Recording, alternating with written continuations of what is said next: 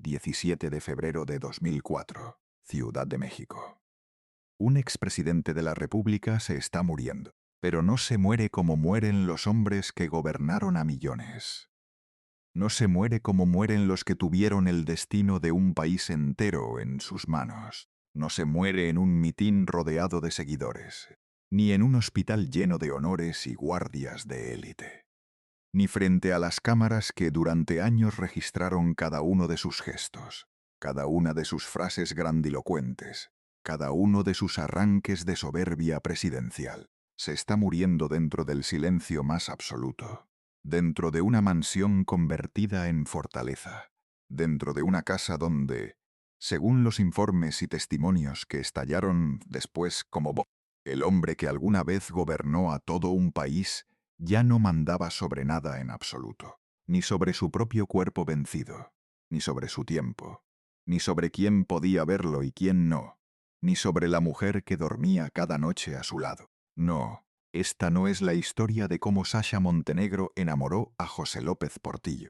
Esa es la versión fácil, la versión rosa, la versión cómoda que se cuenta en las revistas del corazón y en las sobremesas. Esta es una historia mucho más profunda y mucho más turbia. Es la historia de cómo una actriz nacida entre las ruinas humeantes de la guerra, criada bajo el instinto brutal y primitivo de la supervivencia, terminó entrando hasta el corazón mismo del poder mexicano y quedándose con algo mucho más oscuro, mucho más perturbador, que una simple historia de amor, porque detrás del glamour de las marquesinas, detrás de las películas, detrás de la mansión de 120.000 metros cuadrados y detrás de la imagen de pareja escandalosa que tanto vendía en los periódicos del país, había otra cosa escondida, algo que pocos se atreven a nombrar. Según las acusaciones que su propia familia llevó hasta los tribunales, con pruebas y testigos, había un secreto asqueroso latiendo bajo la superficie. Un presidente envejecido, enfermo, aislado del mundo y presuntamente maltratado en silencio, mientras todo el país seguía recordándolo como un hombre temido, como un patriarca de hierro, como un símbolo intocable del poder. Hoy vas a descubrir 4 cosas, y te voy a avisar cuando llegue cada una de ellas. Primero, cómo una niña marcada desde la cuna por la guerra, el exilio y la muerte aprendió a no buscar jamás el amor, sino la protección absoluta, y convirtió su belleza en un arma de precisión quirúrgica. Segundo, cómo conoció a López Portillo en Sevilla en 1984 y por qué aquel expresidente derrotado. Si te gusta este contenido, suscríbete para no perderte ninguna historia oculta. Herido en lo más profundo de su orgullo, se convirtió en la presa perfecta para una cazadora paciente. Tercero, cómo nacieron 2 hijos que lo cambiaron todo. Cómo cayó en manos de Sasha, la legendaria colina del perro, y cómo aquella historia que parecía romántica empezó a oler a encierro, a control y a humillación silenciosa. Y cuarto, las acusaciones más brutales de todas, los moretones en la piel de un anciano, el aislamiento sistemático, la batalla legal feroz, la carta con la que ella logró voltearle el juego a toda una familia poderosa y quedarse, incluso después de la muerte, como la viuda legal del hombre que, según los suyos, sufría un infierno detrás de las puertas cerradas con llave. Pero antes de todo eso, necesitas saber de dónde vino realmente Sasha Montenegro. Porque el origen de ese secreto no empezó en México, no empezó en los estudios de cine ni en los cabarets. Empezó mucho antes, en otro continente, en otra época entre escombros.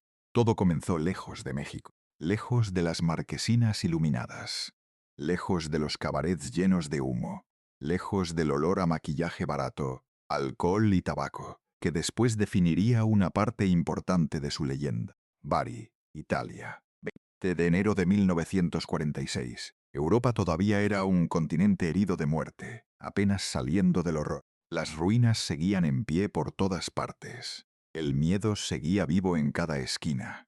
El hambre seguía rondando las calles de las ciudades destrozadas. Y en medio de ese paisaje devastado de posguerra, nace una niña con un nombre demasiado largo para el mundo del espectáculo y demasiado pesado para una vida tranquila y sencilla. Alexandra Achimovich Popovic.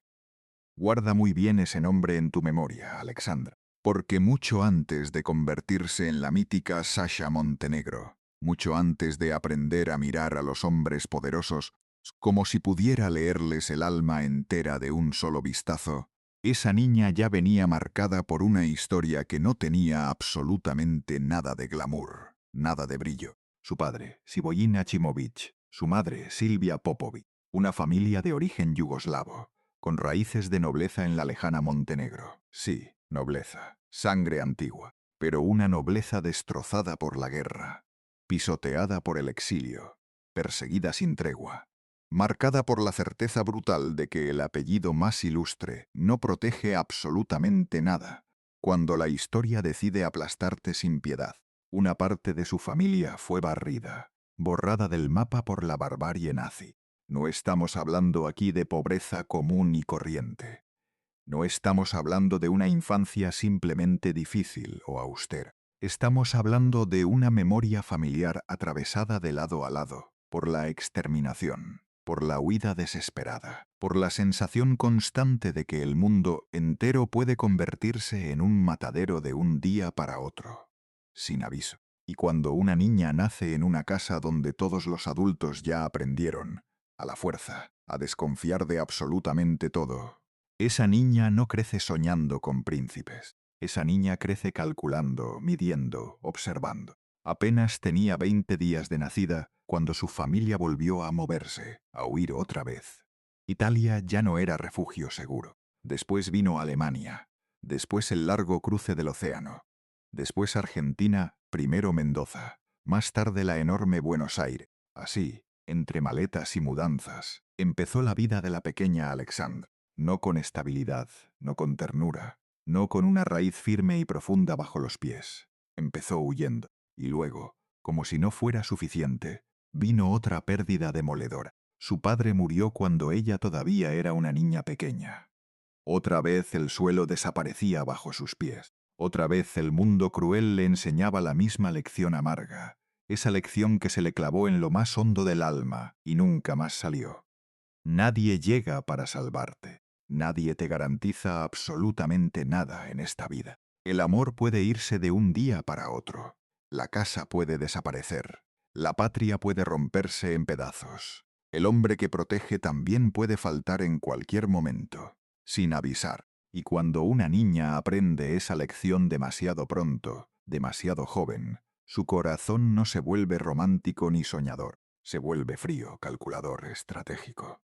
Se blinda. Piensa en eso un momento, detente ahí, porque aquí está la clave secreta de todo lo que vino después. Sasha Montenegro no fue jamás una mujer que buscara el amor como en las películas que ella misma protagonizaría. Fue una mujer que, según el perfil claro que dejan sus propios años y sus propias decisiones calculadas, buscó una cosa mucho más peligrosa y mucho más concreta: seguridad absoluta. No cariño, no ternura, no romance de novela. Seguridad, poder, protección blindada contra un mundo que para ella, desde la cuna, siempre había sido hostil, siempre había sido amenaza pura, siempre había estado a punto de tragársela entera. Con el paso del tiempo, Alexandra entendió algo más, algo que la marcaría para el resto de su existencia. Para sobrevivir de verdad no bastaba con resistir, con aguantar. Había que transformarse por completo. Había que cambiar de piel, como las serpientes. Había que dejar morir a una persona entera para que naciera otra completamente distinta. Por eso, cuando años después salió de Argentina, pasó por Estados Unidos y finalmente terminó en México hacia finales de los años 60. No llegó como una migrante más buscando suerte y un poco de fortuna. Llegó como una mujer perfectamente lista para reinventarse de pies a cabeza, lista para borrar su pasado doloroso y fabricarse a sí misma un destino nuevo. Y así, en ese instante, murió definitivamente Alexandra y nació Sasha Montenegro. El nombre sonaba a misterio, a lujo europeo, a aristocracia, a mujer imposible de olvidar una vez vista. exactamente lo que necesitaba una industria que vivía, que respiraba, de fabricar fantasías para las masas. México la recibió con los brazos abiertos de par en par, pero no por compasión, no por hospitalidad bondadosa. La recibió porque ella tenía exactamente, milimétricamente, lo que ese país consumía con avidez insaciable: belleza deslumbrante, presencia magnética, frialdad elegante de reina, un rostro capaz de detener conversaciones enteras a media frase,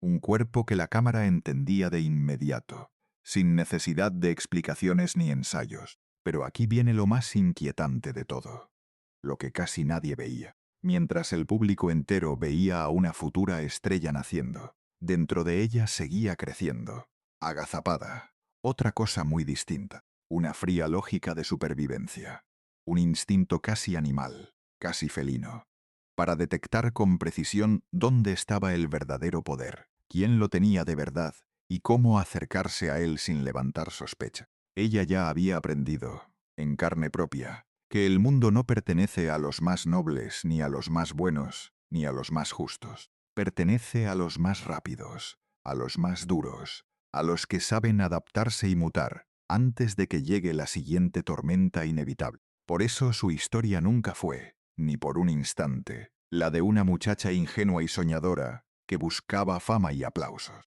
Fue siempre la historia de una sobreviviente endurecida, que entendió algo brutal desde muy joven. La belleza podía abrir muchas puertas. Sí, pero el poder podía cerrarlas detrás de ti y dejarte a salvo adentro, protegida para siempre, o dejar a otros atrapados contigo, encerrados sin salida. A finales de los años 60, cuando por fin llegó a México para quedarse, Alexandra Achimovic Popovic ya entendía a la perfección algo que muchas mujeres tardan una vida entera, completa, en descubrir. El mundo del espectáculo no premia jamás la inocencia ni la pureza. Premia la utilidad pura y dura. Premia la capacidad de seducir, de resistir los golpes, de callar exactamente lo necesario y mostrar solo lo que conviene en el momento exacto y preciso. Y ella, que ya había sobrevivido a la guerra heredada de otros, al exilio interminable, a la muerte temprana y dolorosa del padre, y a la intemperie emocional de una infancia rota en 1000 pedazos, entendió las reglas del juego más rápido que nadie en aquel ambiente turbio. Por eso Alexandra no duró mucho tiempo. Muy pronto, casi de inmediato, nació Sasha Montenegro. El nombre parecía inventado a propósito para una marquesina luminosa. Sonaba extranjero, sofisticado, peligroso, prohibido. Sonaba como alguien que no pedía permiso para entrar a una habitación, que simplemente entraba, como alguien capaz de llamar toda la atención, incluso antes de aparecer físicamente, solo con su nombre. Y cuando finalmente apareció, México entero entendió en un segundo que no estaba frente a una actriz más del montón, estaba frente a una presencia avasalladora. Llegó al cine casi por accidente, según se contó después en 1000 versiones, gracias a la cercanía con cierta gente influyente del medio en los míticos estudios Churubusco. Pero aquí viene el punto verdaderamente importante, el detalle que lo cambia absolutamente todo. Lo que para otras jóvenes aspirantes era una simple oportunidad artística, un sueño, para ella fue otra cosa completamente distinta y mucho más fría. Una puerta, una herramienta de trabajo, una escalera firme hacia arriba. El escenario nunca fue el fin en sí mismo, fue siempre, desde el principio, el método. Durante los años 70, México empezó a llenarse hasta el tope de un tipo muy particular de cine, que mezclaba comedia vulgar, cabaret de mala muerte, cuerpos femeninos exhibidos y una moral doble e hipócrita que consumía con gula exactamente lo mismo que fingía despreciar en público y en misa. El llamado cine de ficheras no pedía grandes discursos filosóficos ni profundidad dramática alguna. Pedía piernas largas, insinuación constante, descaro, carne convertida directamente en taquilla y dinero contante. Y Sasha se convirtió, sin discusión, en la reina absoluta e indiscutible de ese territorio salvaje. Muñecas de medianoche. Pedro Navaja. La vida difícil de una mujer fácil. Más de 70 películas en su haber. Afiche tras afiche pegado en las calles, foto tras foto en las revistas, cines llenos hasta el último asiento disponible, hombres hablando de ella como una fantasía inalcanzable y prohibida, mujeres mirándola con una mezcla turbia de fascinación y rechazo profundo. Pero aquí aparece la contradicción que lo cambia todo. La grieta interna profunda que define por completo al personaje. Mientras el país entero la consumía noche tras noche como un puro símbolo sexual, dentro de Sasha seguía viviendo, intacta.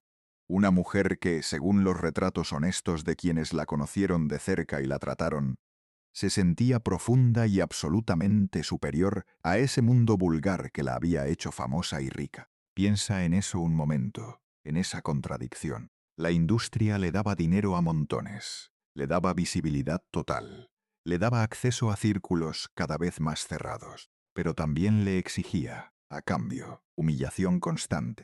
Le exigía convertir su propio cuerpo en simple mercancía de venta. Le exigía sonreír forzadamente mientras otros hombres decidían por ella cómo debía mirar, cómo debía caminar, cuánto debía mostrar de su piel, en qué ángulo exacto debía colocarse para la foto. Y una mujer marcada hasta los huesos, hasta la médula, por el feroz instinto de supervivencia, no olvida jamás esas cosas. Las archiva en silencio, las guarda, las usa después, aprende de cada una de ellas y las convierte, lentamente, en munición. En 1975 llegó Bellas de Noche. Y con esa película llegó también uno de los episodios más reveladores de toda su psicología profunda. Una escena de desnudo total que duraba apenas unos 30 segundos. 30 segundos exactos. Nada para el público hambriento que llenaba a reventar las salas. Pero una eternidad insoportable para una mujer que, según distintas versiones coincidentes, despreciaba profundamente, con todo su ser, la idea de exhibirse así, desnuda, frente a la cámara fría. Discutió hasta el cansancio, protestó, se resistió con todas sus fuerzas, peleó. No quería hacerlo de ninguna manera. Le repugnaba en lo más hondo de su orgullo. Sentía con certeza que todo ese cine era basura disfrazada de éxito. Mugre vendida cara como si fuera triunfo. Pero al final, tragándose todo lo hizo. ¿Y por qué lo hizo si tanto le repugnaba? Porque el dinero importaba, y mucho. Porque la fama importaba para mantenerse arriba.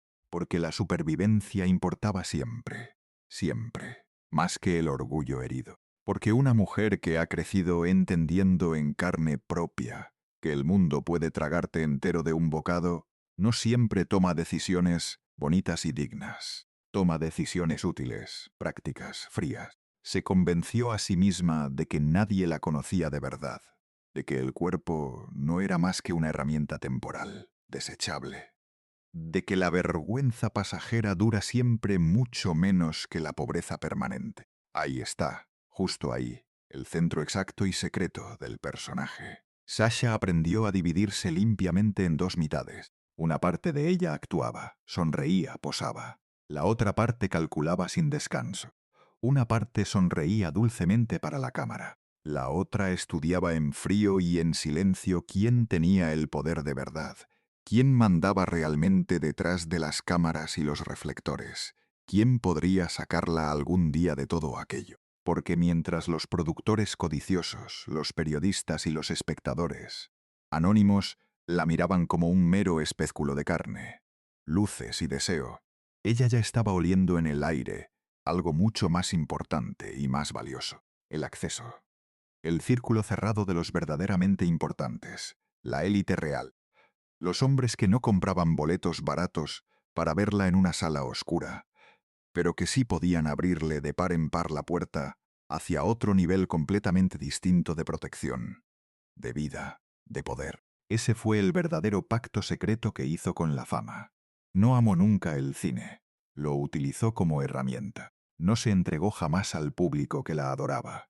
Lo administró con frialdad de contadora experta. No confundió ni una sola vez el deseo ajeno con el respeto verdadero. Entendió muy pronto, demasiado pronto para su edad, que podían desearla ardientemente sin respetarla nunca, aplaudirla de pie sin cuidarla jamás, mirarla con lujuria sin verla realmente como persona. Y esa comprensión amarga y temprana la volvió mucho más peligrosa de lo que cualquiera imaginaba. Porque a partir de ese punto exacto, Sasha Montenegro dejó de buscar el éxito como una simple artista de cine. Empezó a buscar algo mucho más ambicioso, mucho más grande, mucho más duradero en el tiempo. Un poder que no dependiera nunca de las taquillas variables, ni de la juventud que se marchita, ni de los reflectores que tarde o temprano, inevitablemente, se apagan para siempre. Un poder masculino, político, sólido, blindado por todos lados.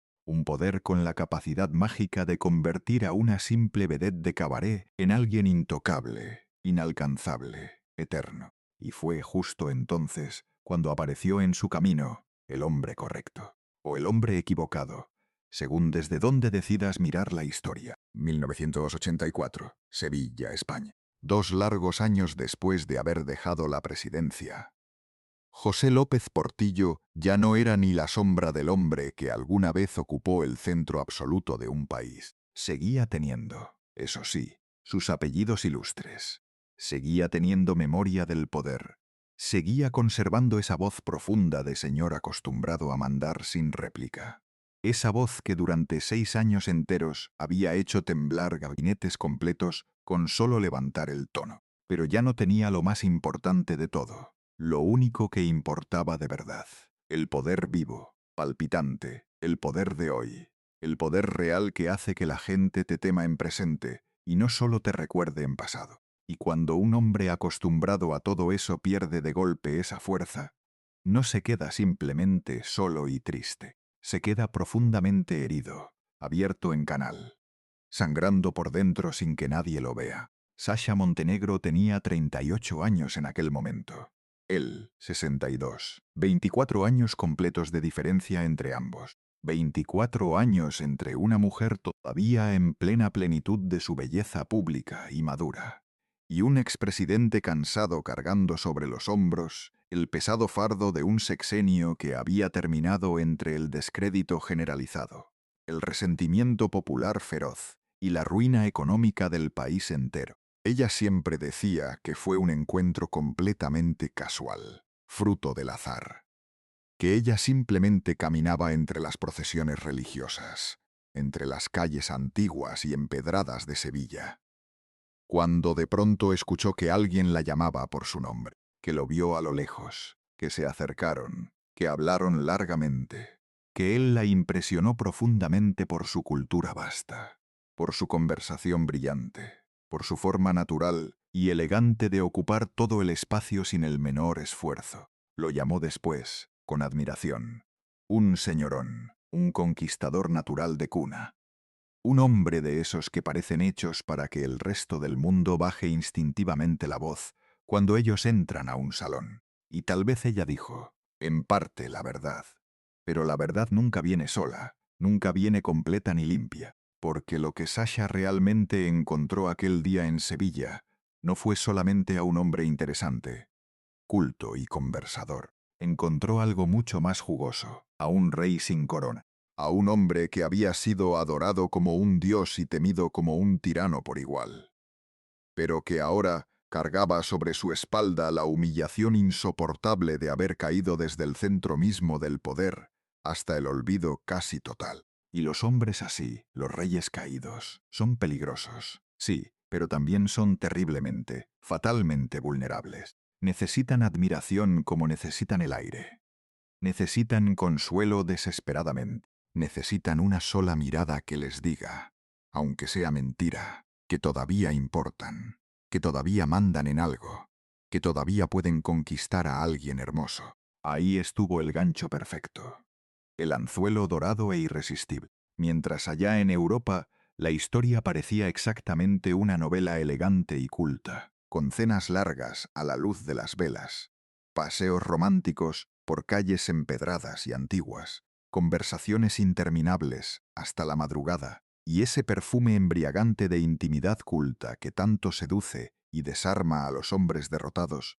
En México se cocinaba al mismo tiempo otra escena muy distinta y mucho más amarga. Carmen Romano seguía siendo, ante todos y ante la ley, La esposa legítima, la mujer del retrato oficial colgado en los muros, la primera dama que había compartido con él, codo a codo, el momento más alto y glorioso del poder. Y aunque la relación entre ellos ya venía rota y fría desde hacía años, una cosa muy distinta es vivir una fractura en privado, en silencio, entre cuatro paredes cerradas. Otra cosa muy distinta y mucho más dolorosa es ver con tus propios ojos cómo tu marido, expresidente de la República, empieza a exhibir abierta y descaradamente una pasión ardiente por una actriz del cine que toda la élite refinada fingía despreciar. Piensa en eso un momento, en el peso de eso.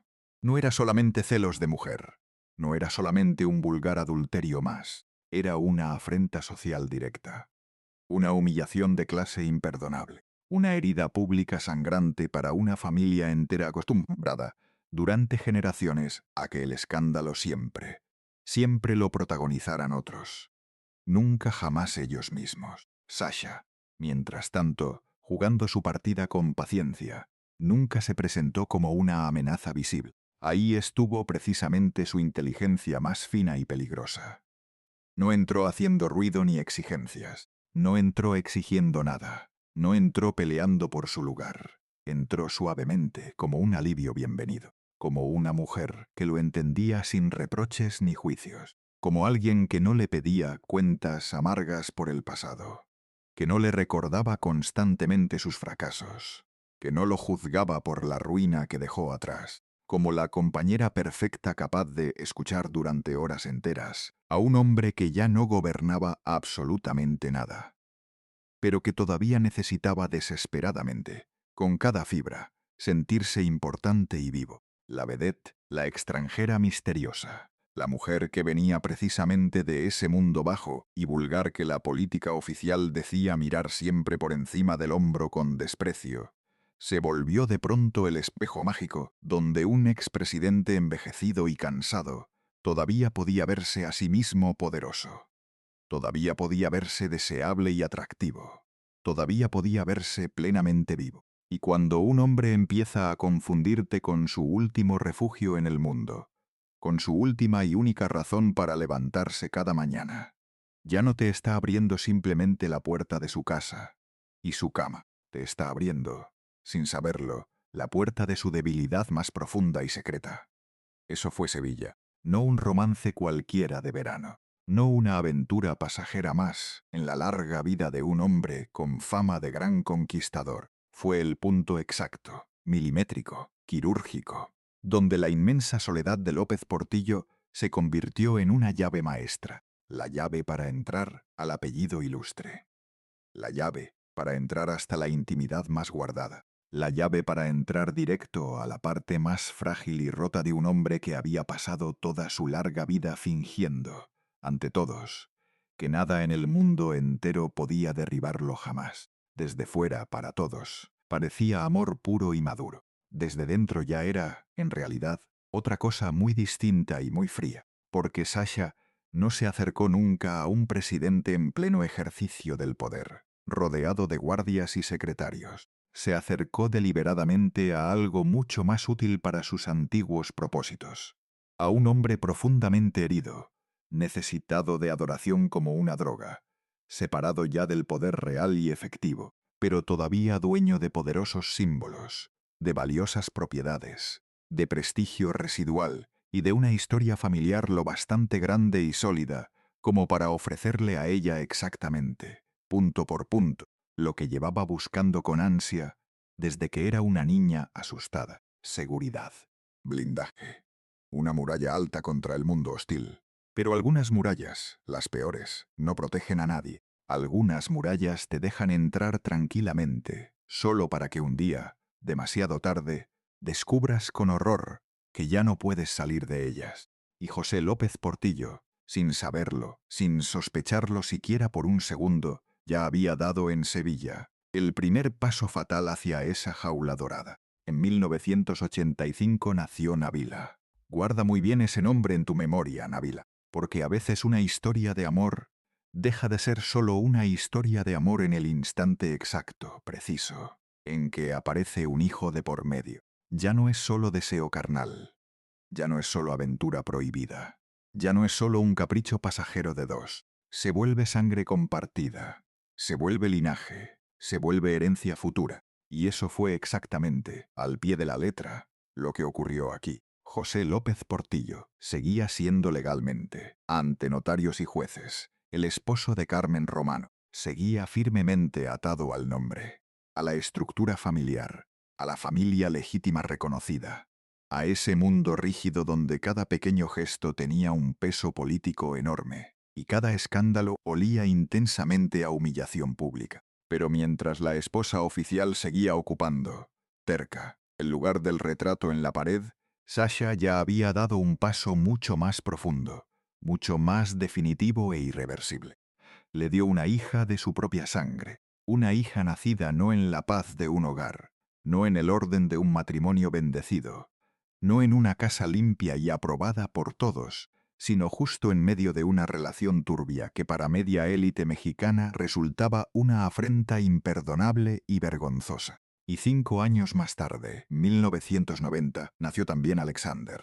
2 hijos en total. 2 raíces profundas clavadas con fuerza en la tierra firme. 2 pruebas vivientes, imposibles de borrar o negar jamás. Piensa en eso un momento, en su peso. Un expresidente derrotado y envejecido. Una vedette de cine convertida ya en compañera íntima y madre. Y una familia antigua y poderosa, viendo con horror creciente cómo la historia que tanto intentaban negar, esconder y silenciar, ya tenía rostro propio, nombre propio y un futuro entero por delante. Porque los hijos no solo cambian para siempre una relación entre dos, cambian por completo la geometría delicada del poder y la herencia. Cambian las conversaciones privadas, cambian las escrituras de las propiedades, cambian los testamentos guardados, cambian los silencios pactados. Y para el clan López Portillo entero, esos 2 niños no eran en absoluto solo niños inocentes y tiernos. Eran la señal inequívoca, la prueba definitiva, de que Sasha ya no estaba tocando educadamente la puerta desde afuera. Ya estaba completamente adentro. Ya estaba instalada, enraizada. Eso fue lo verdaderamente insoportable para ellos, lo que jamás pudieron tragar ni perdonar. No era solamente que una actriz del despreciado cine de ficheras hubiera enamorado a todo un expresidente de la República. Era que la extranjera, la mujer que venía de otro mundo, de otra clase social, de otro origen oscuro, la que tantos consideraban impropia, indigna por completo de portar ese apellido glorioso, ahora tenía descendencia legítima de sangre con él. Descendencia. Eso es precisamente lo que vuelve verdaderamente peligrosa y explosiva cualquier historia dentro de una familia poderosa y antigua, porque el deseo se puede negar, se puede esconder bajo la alfombra, se puede maquillar y olvidar con el tiempo. La sangre, en cambio, no. La sangre se queda para siempre, generación tras generación. En 1991 llegó por fin el divorcio con Carmen Romano, un cierre legal definitivo que para algunos de la familia debía limpiar el viejo escándalo, cerrar de una vez la herida abierta, devolver el orden perdido a la casa, pero que en realidad, sin que lo previeran, abrió una etapa mucho más brutal, mucho más decisiva y peligrosa, porque una vez fuera del camino la esposa histórica, una vez retirado el último obstáculo formal y legal, el camino quedó completamente despejado y limpio para que Sasha dejara de ser la incómoda amante de las sombras y empezara a ocupar abiertamente el lugar central, el trono mismo que durante tantos años había codiciado en silencio. Y en 1995 llegó por fin la esperada boda civil. Ahí, en ese acto, terminó para siempre la vergüenza clandestina y comenzó la ocupación formal, legal, blindada por la ley. Ese mismo año exacto, la historia dejó de girar alrededor del romance y del corazón, y comenzó a girar implacable alrededor del territorio, del patrimonio acumulado, del símbolo máximo y supremo del poder privado de López Portillo, la legendaria Colina del Perro, bosques de las lomas, más de 120.000 metros cuadrados de terreno, cerca de 12 hectáreas completas, 4 residencias separadas, alberca enorme, gimnasio, caballerizas para los caballos, un observatorio astronómico, un cuarto especial lleno de armas, una subestación eléctrica propia y privada, y una descomunal biblioteca de alrededor de 30.000 libros que en realidad no parecía una biblioteca de lectura, sino más bien la versión monumental y megalómana del ego desbordado de un hombre que siempre quiso ser recordado por la historia como culto,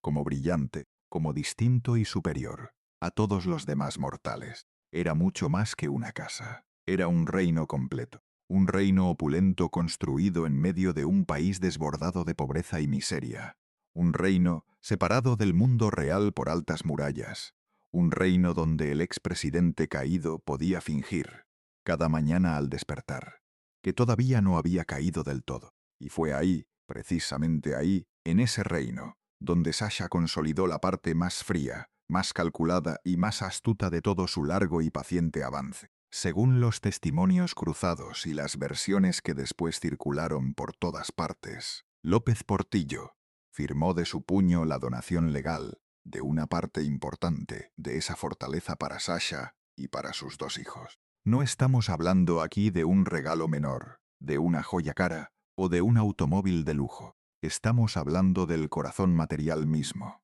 del núcleo, de toda una dinastía. Piensa por un segundo en esa escena reveladora. Un hombre envejeciendo a ojos vistas, debilitándose día con día, y una mujer que llevaba ya largos años acercándose con paciencia infinita y silenciosa, hijo por hijo, papel firmado por papel firmado, escritura por escritura, espacio ganado por espacio. Y de pronto, casi sin que nadie lo notara, la vedette de cabaret convertida ya en esposa legal ya no solo compartía la cama tibia del expresidente, compartía ahora el núcleo mismo, el centro, de su patrimonio histórico. Había pasado de ser una mera fantasía pública proyectada en una pantalla de cine, a ser propietaria privada y legal del símbolo más obsceno y descarado de todo su poder. Eso fue la verdadera conquista, la única que realmente importaba al final, porque ahí, en ese punto, la historia ya no tenía absolutamente nada de romántica ni de tierna.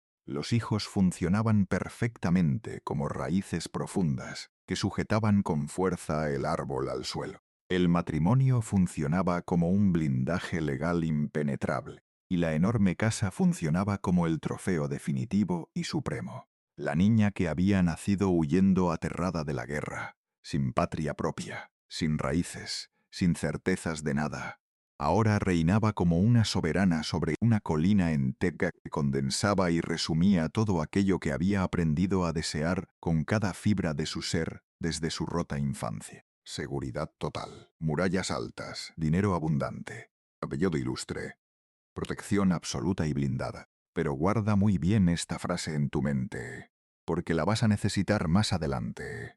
Pronto. La colina del perro no era una simple casa, era una trampa perfecta, porque cuando una mujer entra en una familia poderosa solamente a través del deseo y la cama, todavía puede quedar algún margen estrecho para el perdón futuro, para la reconciliación, para el olvido piadoso con el tiempo. Pero cuando esa misma mujer entra cargada con hijos de sangre, con papeles firmados, con herencia asegurada y con territorio propio, lo que viene inevitablemente después ya no es un simple rechazo o desprecio, es guerra, guerra abierta y total. Y aquella guerra silenciosa apenas estaba empezando a calentar sus terribles motores. Y entonces llegó 1999. Guarda muy bien ese año concreto en tu memoria. 1990. Porque ese fue el momento exacto, el punto de quiebre, en que absolutamente todo dejó de ser un mero escándalo de alcoba. Una guerra de herencias todavía en formación.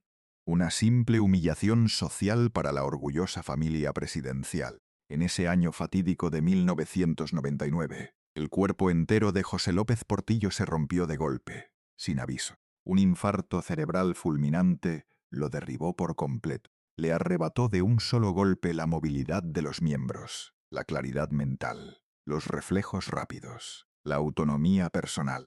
El hombre que alguna vez habló y ordenó como dueño y señor absoluto de un país entero, Empezó a depender por completo de otros para levantarse de la cama, para caminar unos pasos, para recordar nombres, para resistir el lento paso de los días. Y cuando el poder y la fuerza abandonan finalmente el cuerpo de un hombre, lo que queda crudamente al descubierto ya no es la gloria pasada ni el prestigio. Es la fragilidad pura y desnuda. Es la carne vencida y rendida. Piensa en eso un momento, con calma. Durante muchos años, todo México había visto a López Portillo como el símbolo viviente del exceso, de la soberbia desmedida, de la ruina económica nacional, de las frases grandilocuentes que después se volvieron burla cruel en boca de todos. Pero detrás de las altas puertas blindadas de la Colina del Perro ya no estaba, ni de lejos, el presidente temido de antes.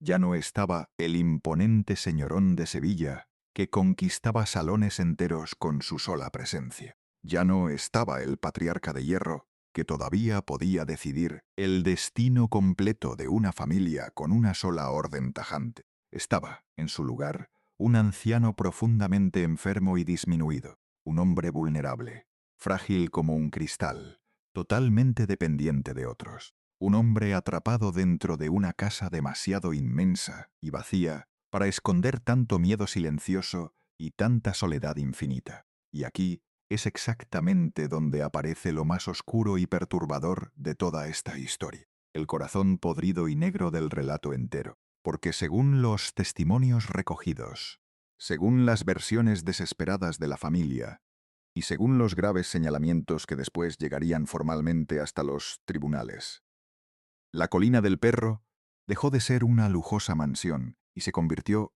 en otra cosa muy distinta y mucho más siniestra, en una jaula con barrotes invisibles, en una zona de control absoluto y total, en un territorio cerrado donde el enfermo postrado ya no decidía nada, ni siquiera quién entraba por la puerta, quién salía de ella, quién podía verlo, quién podía tocarlo, quién le hablaba al oído.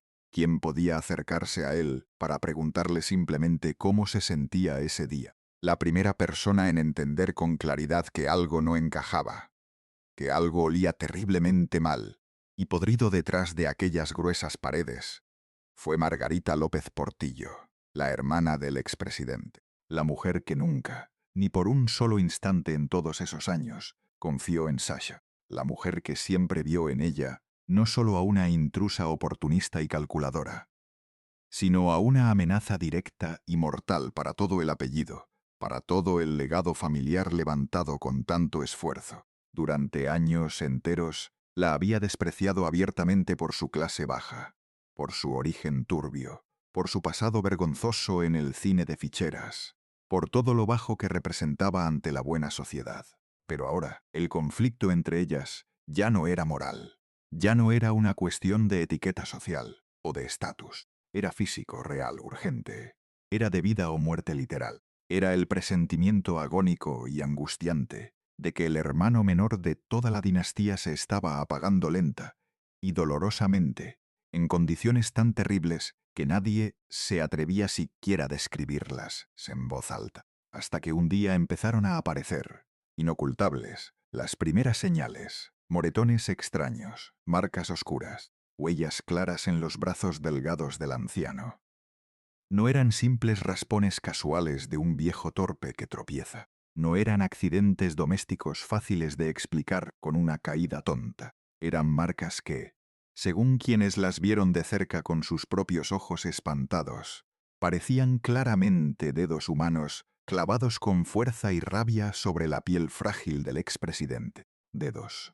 Presión brutal, violencia física ejercida sin piedad sobre un cuerpo ya vencido, ya indefenso, ya incapaz de protegerse. Y cuando un anciano debilitado y enfermo empieza a mostrar señales tan claras como esas dentro de una casa custodiada por personal, vigilada de cerca, completamente cerrada al mundo exterior, entonces el silencio espeso deja de parecer simple y respetable discreción. Empieza, peligrosamente, a parecer encubrimiento deliberado. Empieza a oler intensamente a complicidad criminal. Pero no fue solamente eso. Los moretones empezaron también a correr, en susurros, Las historias inquietantes sobre habitaciones cerradas con llave por fuera, sobre espacios fríos y deshabitados, sobre un aislamiento sistemático y planeado, sobre rutinas de cuidado médico alteradas sin razón, sobre visitas de familiares bloqueadas directamente en la puerta de entrada, sobre medicamentos vitales que no siempre llegaban con la estricta regularidad que la vida frágil de un enfermo grave exige sin falta. Todo aquello, claro, envuelto en la espesa niebla gris de las versiones cruzadas y contradictorias. Sí, en el resbaloso terreno de lo que se murmura, pero no siempre se prueba ante un juez, pero todo apuntando siempre, una y otra vez, sin desviarse, hacia el mismo centro oscuro y doloroso. El hombre más poderoso de ayer estaba viviendo sus últimos años de vida como un verdadero rehén emocional y físico dentro de su propia fortaleza, dentro del mismo reino opulento que él con tanto orgullo había construido para sentirse invencible y eterno. Y ahí está, justo ahí, el secreto asqueroso del que casi nadie quiere hablar nunca en voz alta y clara, no el romance entre ellos, no la escandalosa diferencia de edad, no la vedette de cabaret convertida en esposa respetable. El verdadero secreto, el que de verdad revuelve el estómago y duele, era este otro, que todo un expresidente de México, un hombre que en su día había gobernado los destinos de millones de personas, presuntamente terminó sus días humillado, completamente aislado del mundo y sometido a la voluntad de otros dentro de la misma casa que debía protegerlo, cuidarlo y darle finalmente algo de paz en sus últimos y frágiles años de existencia. La fría psicología de la humillación nos dice algo brutal y difícil de aceptar. Cuando una persona antes dominante y poderosa pierde finalmente toda su utilidad y se convierte en una simple carga pesada, en un estorbo molesto, en un problema diario, aquellos mismos que en su día construyeron todo su poder y su comodidad alrededor de esa persona pueden, lentamente, dejar de verla como un ser humano digno y empezar a verla únicamente como un obstáculo en el camino, como un peso muerto e incómodo que hay que soportar a regañadientes. Y si eso fue precisamente lo que ocurrió aquí, dentro de esos muros, entonces López Portillo dejó de ser un marido amado, dejó de ser una figura respetada y venerada, dejó de ser un símbolo glorioso del pasado. Se convirtió, simplemente, en un problema incómodo que había que administrar y gestionar. Por eso, justamente, duele tanto y revuelve esta parte concreta de la historia, porque ya no estamos viendo aquí una mera pelea entre adultos ambiciosos peleándose civilizadamente por dinero, casas y poder. Estamos viendo algo mucho peor, la caída final, lenta, silenciosa y solitaria, de un hombre gravemente enfermo que, según quienes intentaron desesperadamente rescatarlo de aquel infierno, ya no tenía ni la fuerza física ni la voz para defenderse de la cruel guerra que lo rodeaba por completo, por todos los flancos. Los hijos del primer matrimonio quedaban sistemáticamente fuera, rechazados ya en la misma puerta de entrada. La familia original entera era frenada, alejada con excusas, mantenida a distancia y vigilada. El acceso al enfermo se convertía poco a poco en un raro privilegio que solo unos pocos elegidos podían llegar a obtener. Y mientras tanto, dentro de la inmensa mansión, el tiempo mismo se espesaba, se volvía denso y pegajoso, como si cada día que pasaba arrastrara consigo el olor inconfundible de algo que se pudre, de algo que se descompone lentamente en el más absoluto silencio. La colina del perro ya no era, de ninguna manera, un reino glorioso y luminoso. Era apenas una habitación cerrada con llave dentro de un reino entero en ruinas morales. Y mientras el cuerpo del viejo expresidente se apagaba poco a poco, como una vela consumiéndose, lo único que quedaba encendido, ardiendo con fuerza, era la rabia ciega y la impotencia de mi familia entera convencida, hasta los huesos de que Sasha Montenegro no solo había conquistado fríamente su apellido y su patrimonio entero, había conquistado también, lo peor de todo, el derecho monstruoso e inhumano de decidir ella sola cómo iba a sufrir su patriarca en sus últimos y agónicos días sobre la tierra. Y entonces ya no bastó más con murmurar quedito en los pasillos, con sospechar en silencio cómplice. Había que llevar finalmente la guerra al siguiente nivel, al nivel más alto y público de todos. Y entonces llegó, por fin, el año 2004, el año exacto en que la larga guerra dejó de parecer una pelea familiar de puertas adentro y se convirtió, abiertamente, en una batalla campal y feroz por el cadáver político de un hombre que todavía, a duras penas, respiraba y estaba vivo. La familia López Portillo, entera, ya no quería seguir discutiendo en privado, en secreto. Ya no quería murmurar más en los fríos pasillos de los tribunales.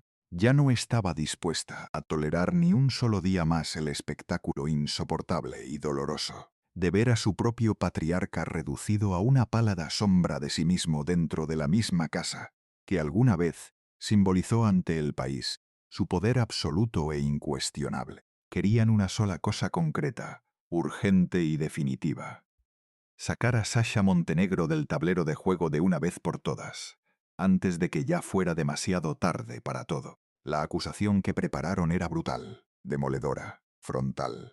Maltrato físico directo, maltrato verbal constante, aislamiento forzado del mundo, control absoluto sobre cada aspecto de su vida, humillación sistemática y planeada. Ya no era simplemente la vieja historia de una esposa incómoda y mal vista, ni la de una vedette de cabaret convertida con esfuerzo en señora respetable. Era ahora la historia, según ellos juraban con pruebas, de una mujer fría, astuta y calculadora que había usado fríamente el matrimonio como herramienta para entrar, a los hijos como anclas para arraigarse profundamente, la enfermedad terminal para dominar por completo y la ley misma para blindarse contra cualquier posible ataque. Así que lanzaron, decididos, su último gran ataque, su carta más fuerte y desesperada: el divorcio. Piensa en eso un momento, en la jugada.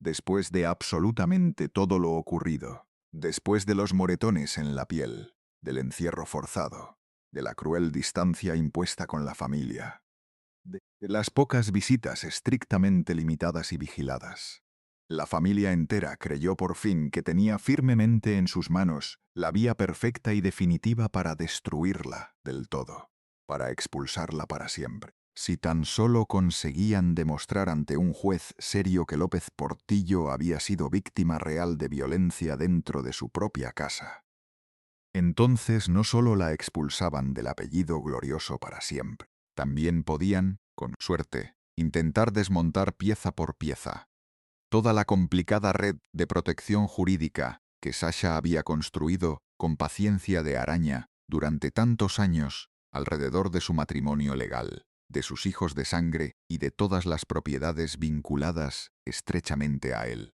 Parecía, a todas luces, el golpe final y maestro, el jaque mate definitivo e irreversible. Pero aquí, justo aquí, aparece el detalle inesperado que cambia por completo toda la historia. El giro brutal que absolutamente nadie en la familia veía venir.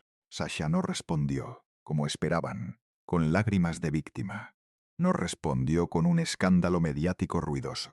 No respondió en absoluto como una mujer débil y desesperada acorralada. Respondió, en cambio, con fría estrategia de ajedrecista, con papeles legales en regla, con una frialdad absoluta de hielo polar, con una inteligencia legal afilada como navaja que convirtió, en un instante, toda la indignación moral y ruidosa de la familia en una trampa mortal para la propia familia. Su arma más importante, su as guardado bajo la manga durante años, fue una carta pública firmada tiempo atrás de su puño y letra por el propio José López Portillo. Una carta donde él mismo, en pleno uso de razón, desmentía categórica y rotundamente todas y cada una de las versiones sobre el supuesto maltrato, y presentaba todo aquel asunto como una vil y orquestada campaña de difamación montada cobardemente en su contra. Esa carta firmada, que para algunos era la prueba irrefutable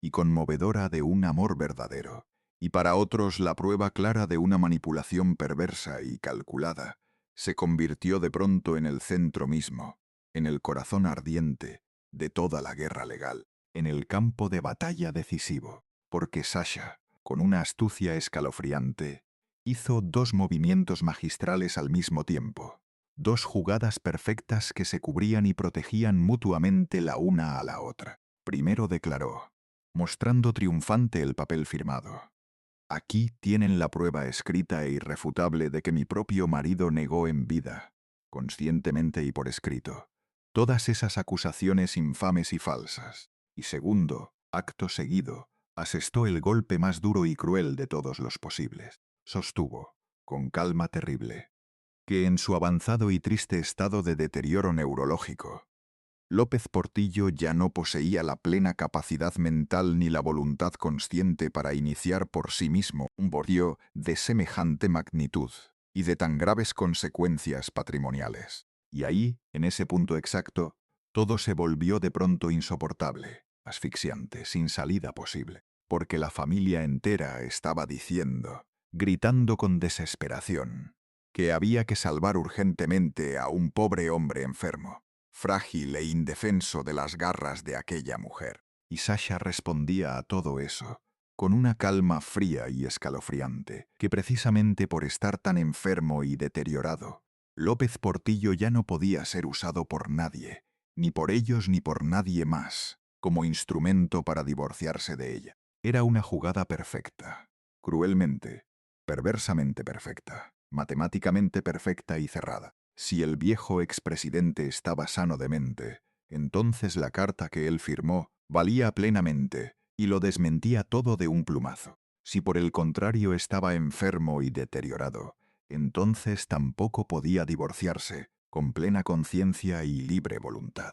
En ambos caminos posibles, por donde quiera que se lo mirara, ella siempre encontraba cobertura segura, protección, blindaje total.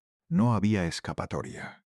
Eso fue precisamente lo que más rabia ciega y más impotencia produjo en la familia derrotada, porque ya no se trataba solamente de dinero o de propiedades en disputa. Se trataba de ver, con los ojos bien abiertos y las manos atadas, como la ley misma, que en teoría debía castigar sin piedad lo monstruoso y proteger al débil, podía terminar protegiendo y blindando precisamente a quien todos ellos querían sacar a empujones de aquella casa. Una por una, con paciencia infinita, Sasha fue resistiendo y devolviendo todos los golpes con la frialdad de quien sabe esperar el momento. Conservó intacta su posición, conservó todos sus derechos legales, conservó las valiosas propiedades ligadas directamente a sus hijos.